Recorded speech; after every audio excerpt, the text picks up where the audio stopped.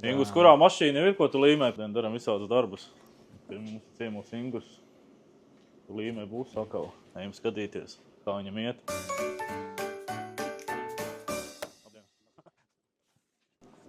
Ingus atkal darbojās pie mums. Čau, Ingus! Čau. O, tā mums te iet. Dizains baigi neko neatšķirās, ne? Skaisti, efektīvi, tiešām uz ielas varēs pamanīt, ka viņi kraujas. Jā, esam dažas lietas nomainījuši krāsu, dažiem uzrakstiem un mūsu slaveno saukli ar Tevo jauno sistēmu būs Sinego vietā.